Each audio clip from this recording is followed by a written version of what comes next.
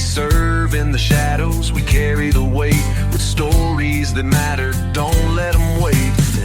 Every story matters, from bases to war zones, from tearful reunions to cold nights alone. Spouses and veterans, hearts that won't quit,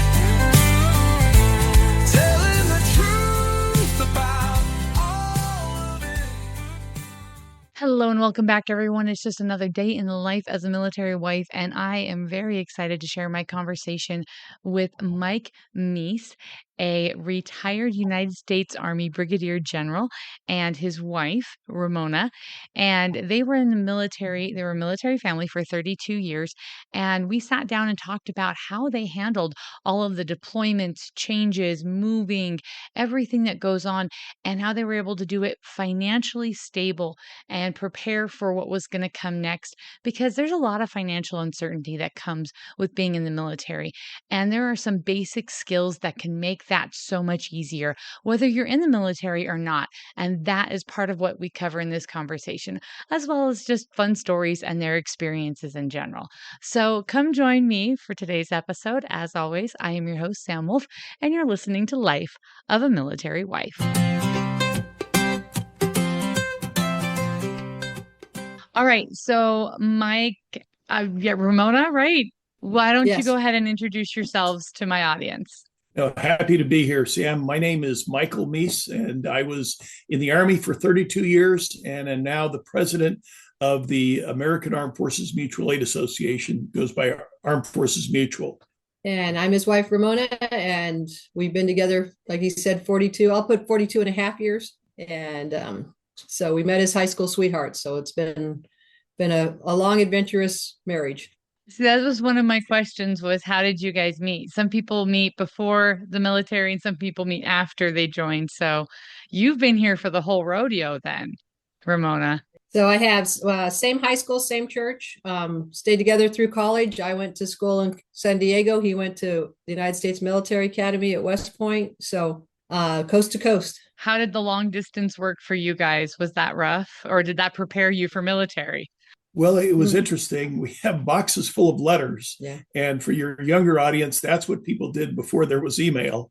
And you didn't have email. And in fact, at that time at West Point, you'd have to wait for the payphone to be able to call maybe once a week.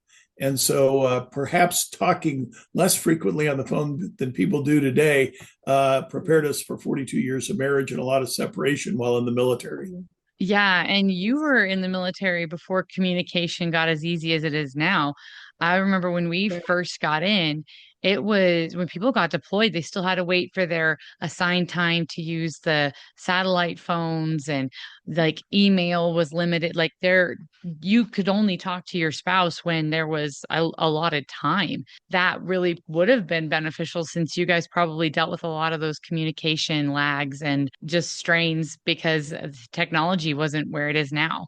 Very, very much so. And I mean, and you just learn to write notes of what you want to talk about when you get to talk on the phone. You know, had lists of what we wanted to bring up, because so much happens in your weeks that, you know, you're apart, that you just want to let each other know about. Yeah. My husband got it into the military still when you had to write letters to them in basic. I'd write them like every day, sometimes twice a day, just because I was bored. And his drill sergeant finally told him, like, tell your wife to get a hobby. He's like, her hobby's writing me. So you guys met in high school. You were long distance in college. Did you guys get married while he was like into college or after you guys graduated, or?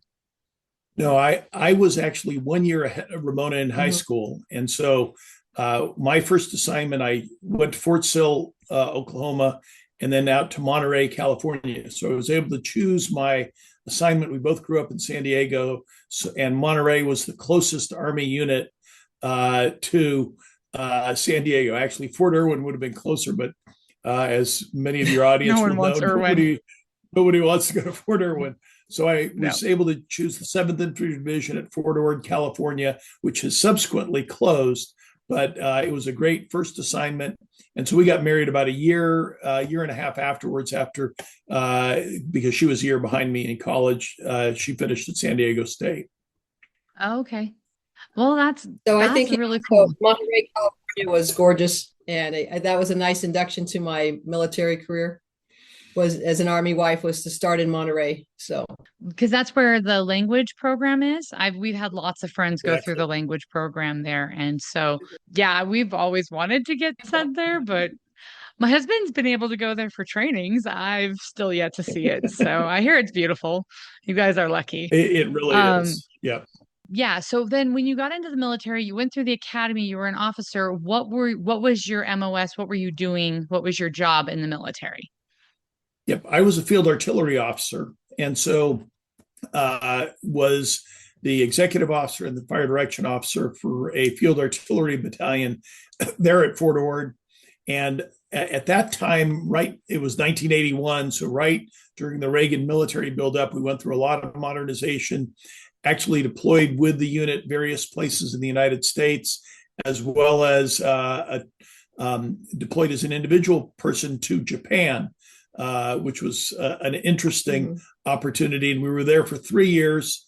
And after Ramona really got used to the beauty of Fort Ord and how beautiful Monterey is, we moved to Lawton, Oklahoma, the home of Fort Sill, which was not quite as beautiful as Fort Ord, with still a great place to be.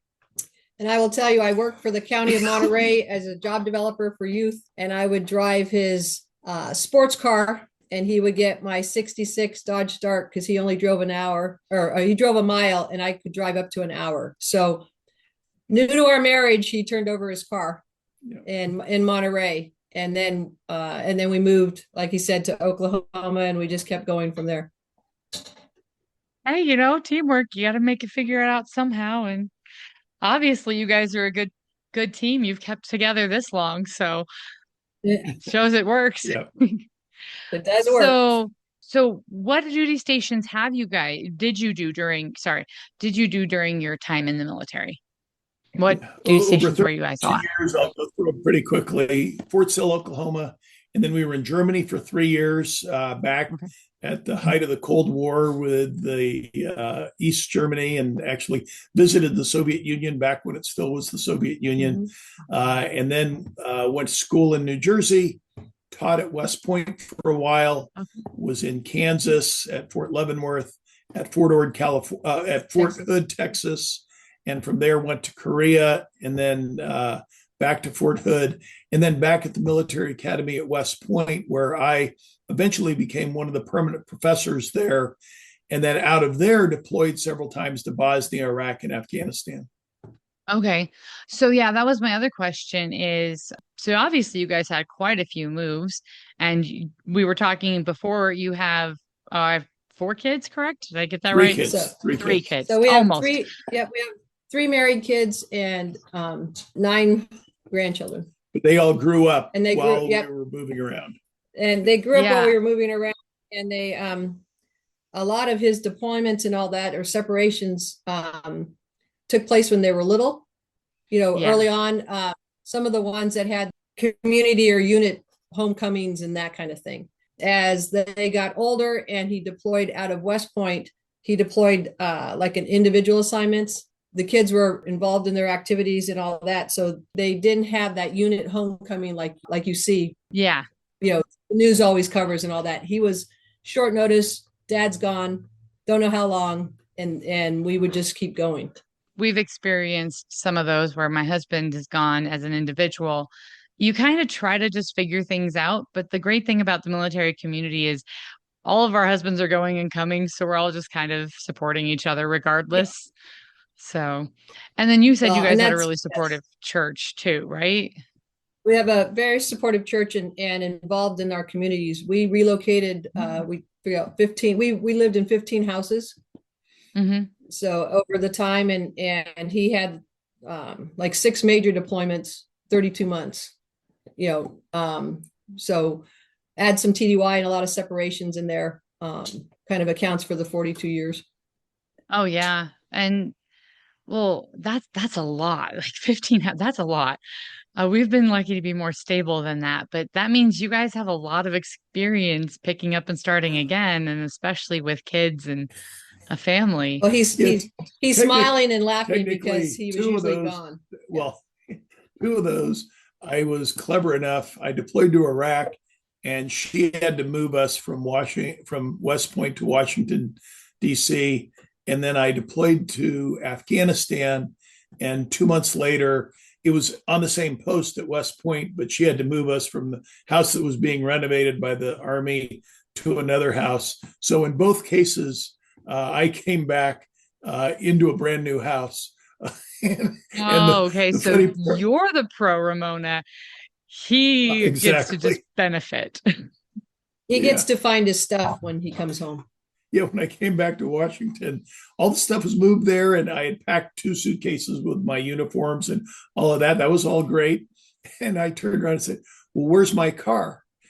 And she said, "Well, I didn't, your car I left back up at West Point. You're going to have to figure out how to get it down here." Yeah. And I got the kids, the dog, the household goods. yeah, I signed a lease for 10 months and 28 days, knowing I put the kids in 3 different schools, 2 different districts, worked everything out. You know, he could go back and get his car. So I was not going to complain about Yeah. anything. Yeah, no, I think that's fair. I think that's a good division of labor. He can figure out the car. There's Yeah. the Yeah. yeah, we've had situations like that before where we're like, okay, how do we get everything to one place or the other? So you guys have talked about you had a lot of different separations and deployments. Were you a part of Desert Storm at all, or did you miss out on that No, one? wasn't Desert Storm. It was in the 90s, most of the Korean, when they had a lot of the Korean threats in 94 and 95. And then it was all post 9/11. Okay. Bosnia initially, and then Iraq 4 times, and then Afghanistan. Okay. So were those the long ones? Because I know at the beginning of it, they were like 18 month deployments sometimes. Did you have any of those? Yeah, my longest one was 12 months to Afghanistan. Um, and that was right in 2010 to 11. It was an interesting time because we were supposed to be empty nesters. Our youngest was going to college. Our son was at West Point and spending a semester at the Naval Academy. Our daughter was at UConn. As a senior. So we were going to Yeah. just have time together as a married couple. Hmm. And it turned out that I got to spend that year in Afghanistan as General Petraeus's American chief of staff. Oh, So Yeah, that O was a lot longer for me. Oh, but yeah, yeah. that was No. the hard part. Well, and you know, trying to keep the kids when he was deployed.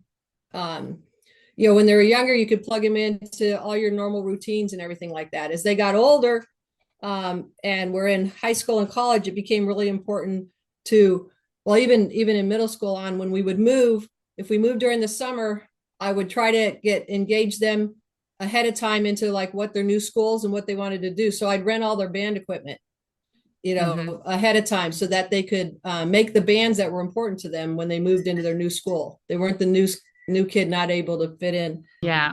A lot of the other activities, obviously missing birthdays and graduations, missing his daughter's college graduation.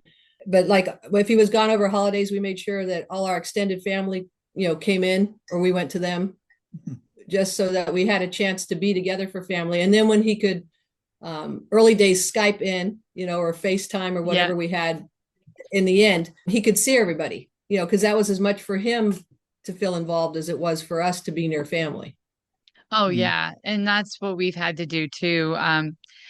He's yeah, missed a lot of my birthdays. He's missed a few Christmas. He's missed one Christmas, several other holidays, and we just work it out. And that we're lucky we've stayed stateside. And so we've had the ability to either go see family or have family come visit us or, Mhm. those sorts of things. Or we've had a really good military community. When we can't get home, I don't know if you guys ever did this, but you'd like get together with other military families and have Thanksgiving or Yeah. Easter yeah. or whatever. Oh yeah. Everybody brought their favorites and you had 10 times more food than you expect. Yeah. Yes. It's great. More food than Wonderful. anyone could ever eat. Yeah. with all of those different experiences, what were some things that helped you guys through that? Because that's a lot of separation, reintegration.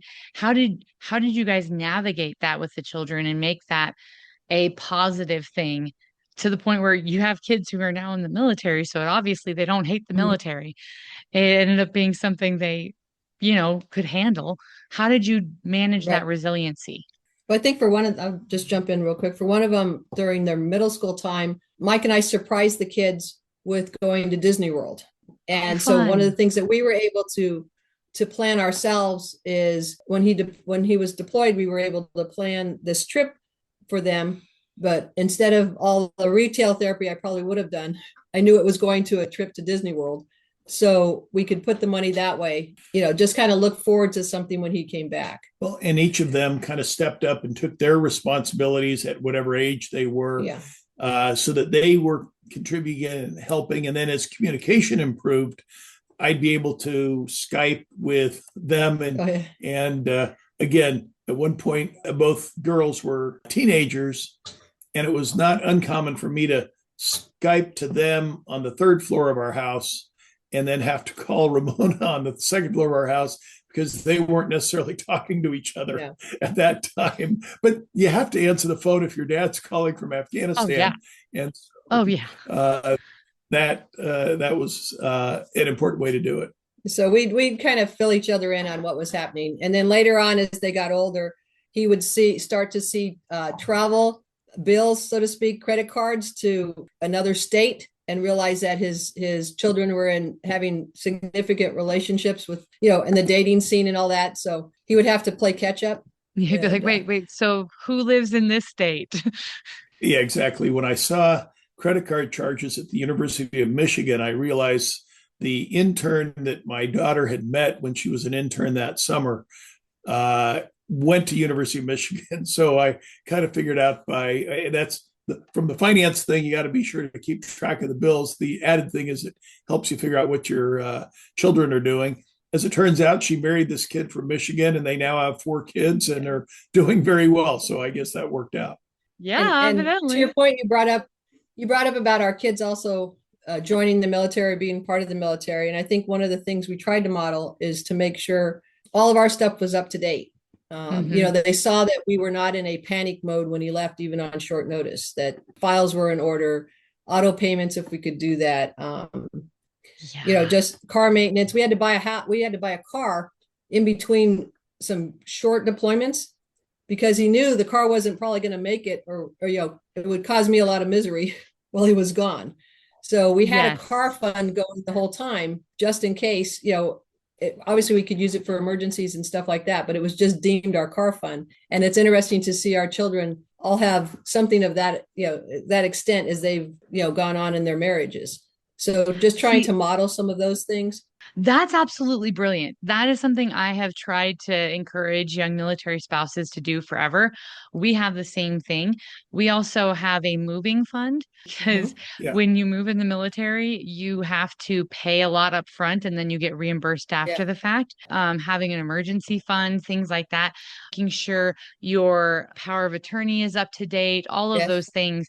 I've actually started putting together a checklist for military spouses, and we just keep those things ready because I never know if I'm going to have to take care of something at the drop of the hat, and I can't Right. contact him. So I just need to have the power of attorney and all of that other stuff accessible.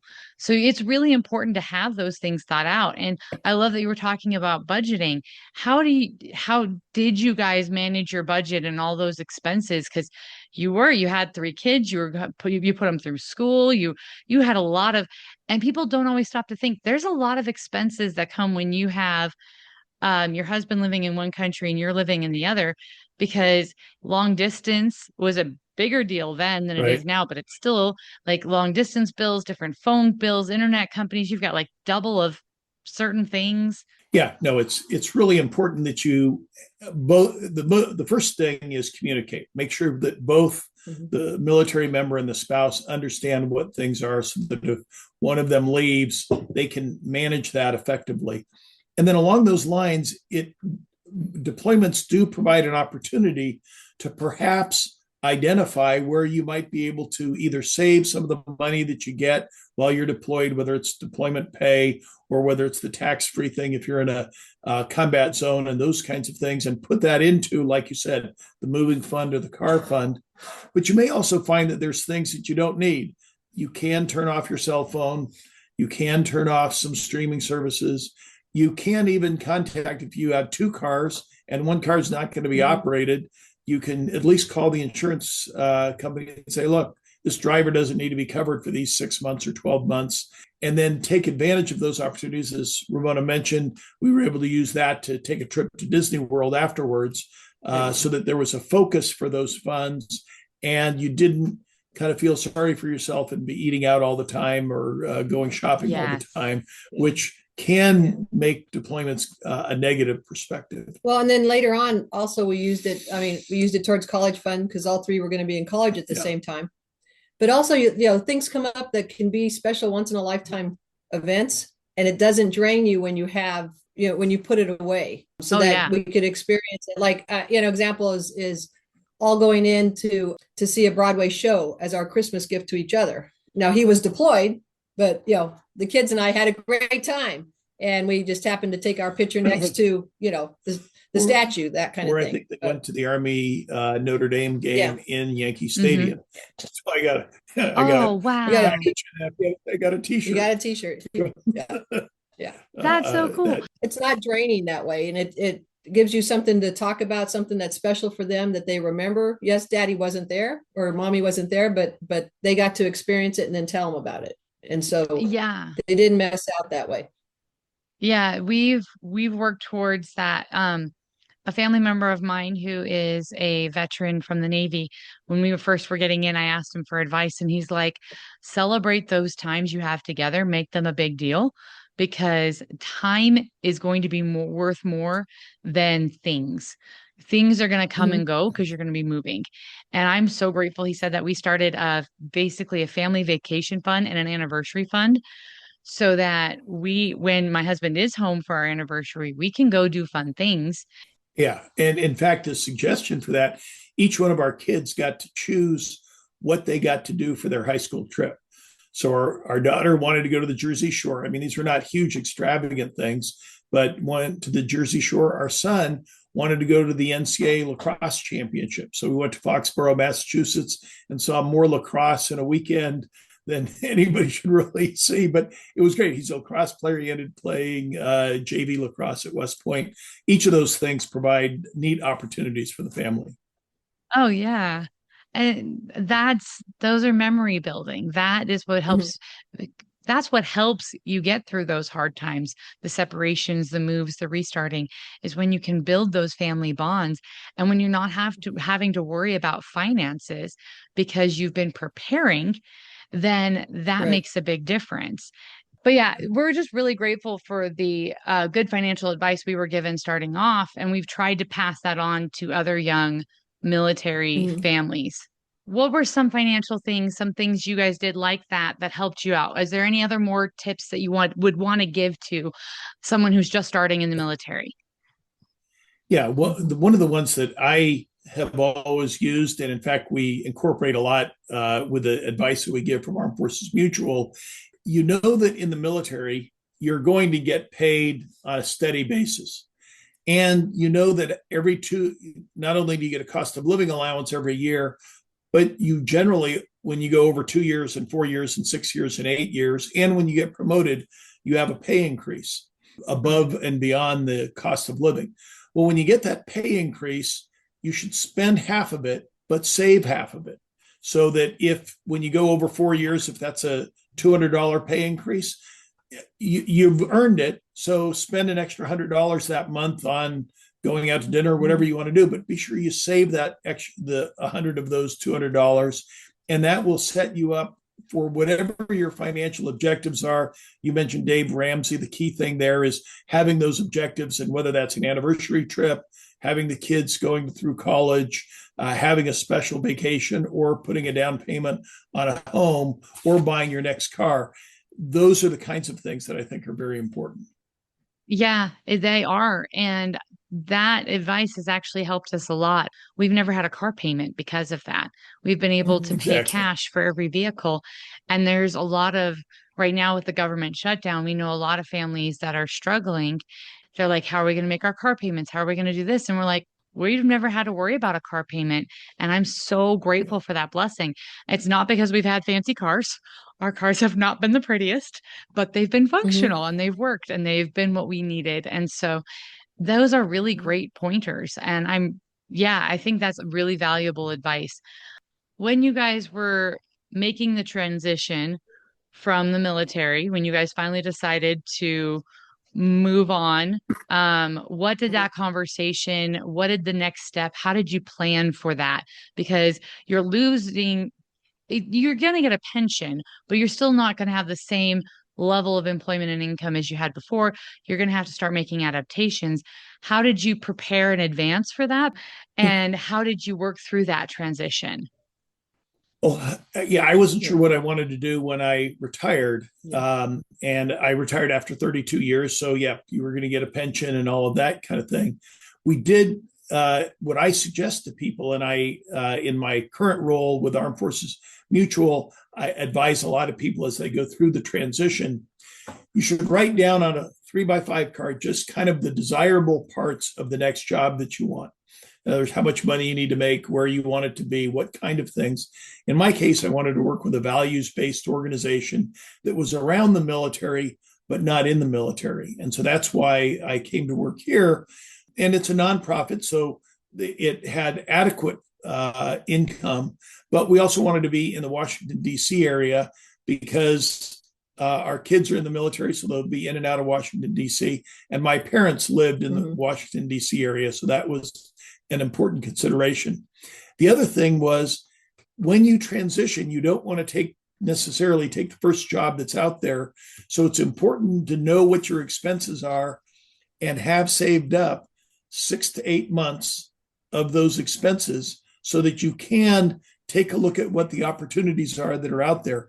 That gives you a much greater flexibility to be able to not leap at the first job opportunity, but to find the one that you're really going to be satisfied with, not just from an income perspective, but one that you can be with. I've now been with Armed Forces Mutual for 12 years, ever since I retired. And it's a great opportunity for me to give back to the service members that are in the military. We're actually the oldest nonprofit taking care of the military and veterans. So, and I That's will just add when he's talking about, when the word retirement or getting out of the army comes, usually there's a shockwave that goes through the spouse because our comfort level, my comfort level, was 32 years, built-in community, regardless of how many moves, you can go knock on the neighbor's door, you can watch your kids play on each other's porches. I mean, you have that kind of experience. It was really important that we talked about what we both thought retirement for him looked like and how it looks for me. And so like, where do we want to live? What do we want to do? How do we both pick up and start over in new communities? And what does that look like? And so, as we were saying before, with all his deployments, we went through a period of time. Now we're living down in DC, and I had to prepare myself for my son and son-in-law to deploy. And emotionally, that was much oh, harder than when my husband employed, yeah. much as I love him, when your son and son-in-law deploy. But all that was now taking place in this house that's now our home, in Washington, D.C. And it's now home base. So there was a time when our daughter needed to come use our home as a base, from a deployment while her husband was recovering in the hospital from an injury. And it was so confirming that we had talked about what our home was going to look like and where we were going to be so that we could offer that to our family, regardless of the time, we could be a stable part for them.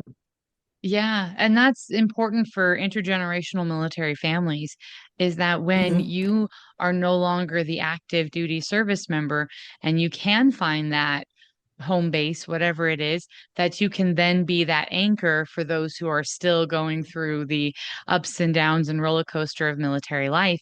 And I think it's so incredible that the preparations you've made, the very conscious decision making, being very intentional about the way you approached your decisions has enabled you to not only bless the lives of your kids and grandkids, but also help other military families. That's absolutely incredible. And it's awesome to see.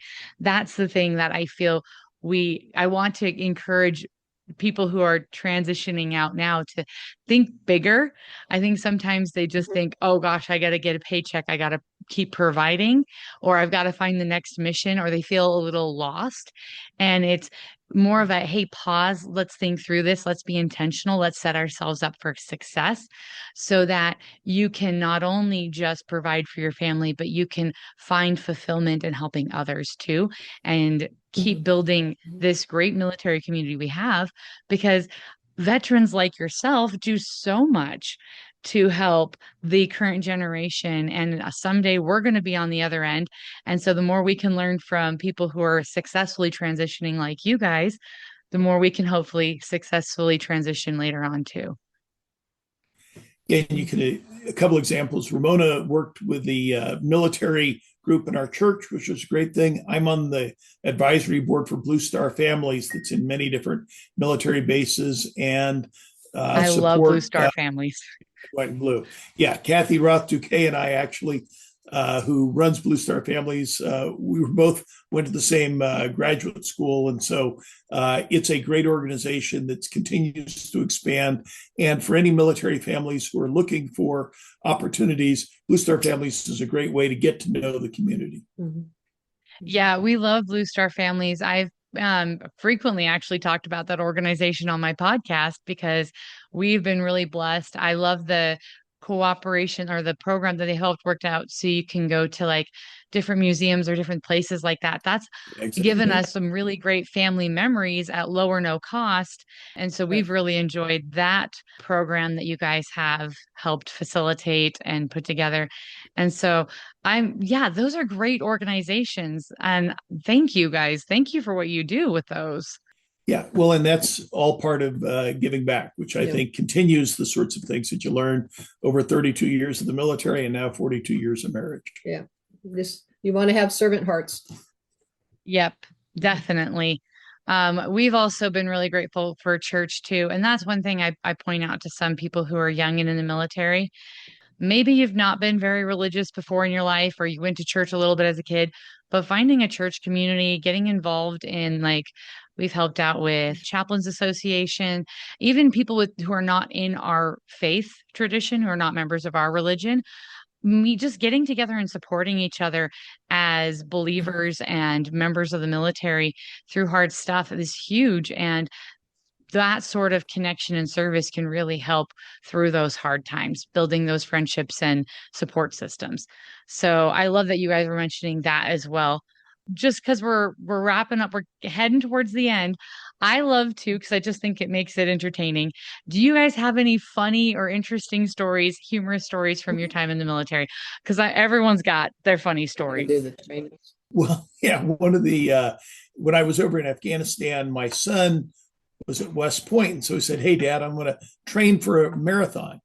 And when you're deployed, all you do is go to work for 12 or 14 hours a day, eat and work out. So I figured, oh, this is going to be great. And when I was in Afghanistan, I was training pretty well, but then I came directly back and actually started work about 4 days after I came back from Afghanistan and wasn't able to train very much anymore. So my punishment for all this was I ended up running 2 different Marine Corps marathons in 2012 and 2014, which was great, but it was pretty painful having not trained as much as I could. Oh, and yeah. I was going to say, and then because they were having so much fun, a bunch of us decided to challenge each other for the Army 10 miler. Yeah. Oh, wow. So in between all of these, you need a lead up for the marathon, right? Well, what's the lead up to the marathon? Well, you should run the Army 10 miler. And then, well, how many people can we get to run the Army 10 miler? And then it became a dare, and all the Garmin matches and all that kind of stuff. So to say that you took a few non-runners of us and have, we can proudly wear the t-shirt in the dares, but makes for some good stories. But it is fun to look back now after all these years, and things that seem to be in crisis mode before really have a different perspective now. And as we watch our kids in their military careers opening their doors and welcoming people in, and like you said, just stepping out into something new to be helpful, just kind of warms our heart to know that's how you take care of each other. Yeah, and so that's what we're seeing. It's good that you guys can laugh together too. Sometimes my mom's whole thing was like, you can laugh or you can cry. You might as well laugh. And there's been times where I've probably laughed and cried because, right, it's both. But yeah, and also being able to just kind of teasingly encourage each other. I'm not a runner. My husband was not a runner, but when he joined the army, he had to learn to be a runner. So I cheer him on and I tell him to take our son running. So now our son goes running with daddy. Or when they were little, they would get on daddy's back while he was doing push-ups, or like just have push-up contests with daddy, or just finding those fun ways to just make something enjoyable that could be a slog, could be unpleasant.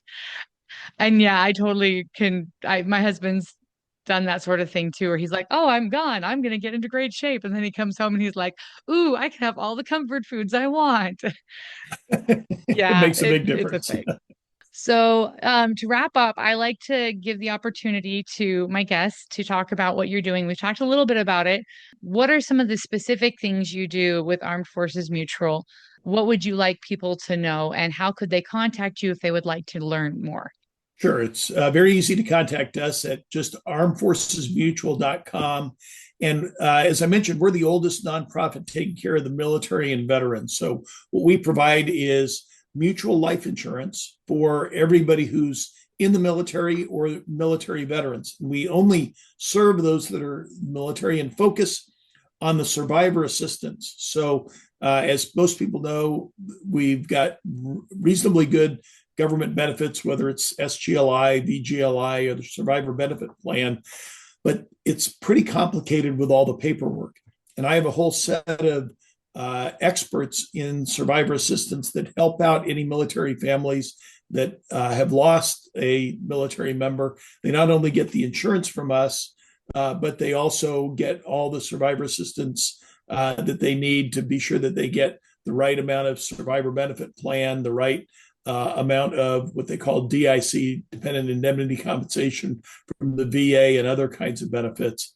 And so for people that are in the military, if you're single, SGLI is probably fine. But if you're married, and especially in your case with 4 kids, or anybody that has any children, that's probably not enough. And so a lot of people turn to Armed Forces Mutual or others for some additional insurance, because when you leave the military, your SGLI stops after 120 days, and VGLI is much, much more expensive.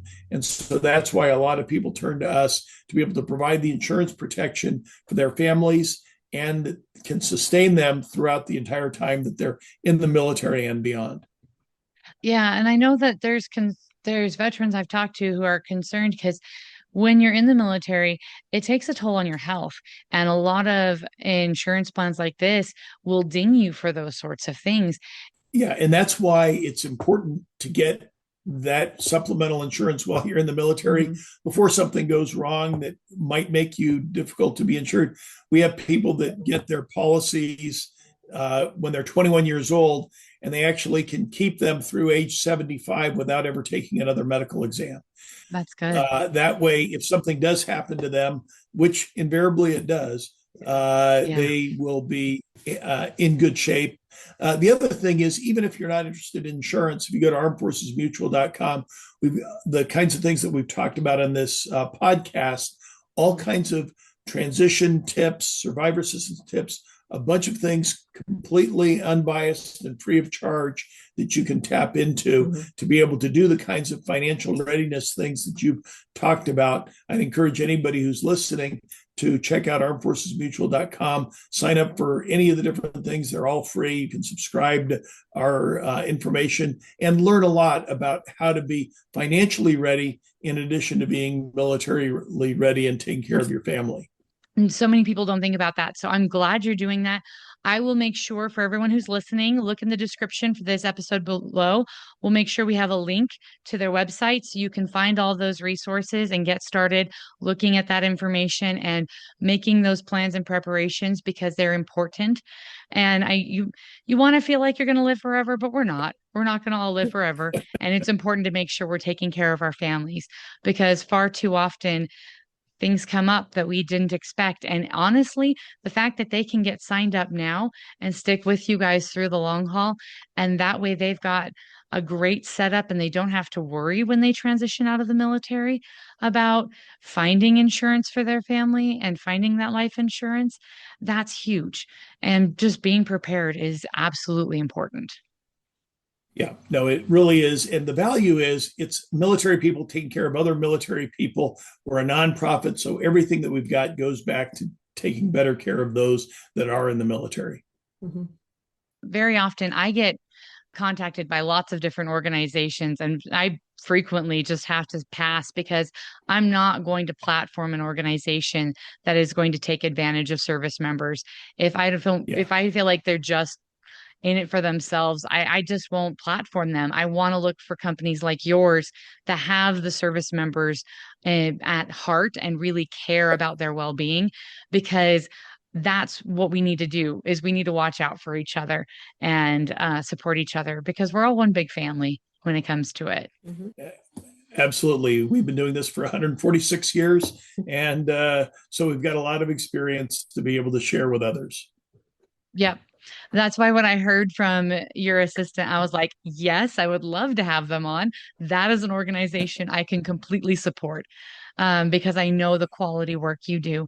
And I feel comfortable being able to recommend and support that to veterans Mm-hmm. and military families because I know you care and I know your company cares. Thank you for reaching out and thank you for letting me know. I'm going to plug something I do on the side also. I love having these conversations and sharing these resources.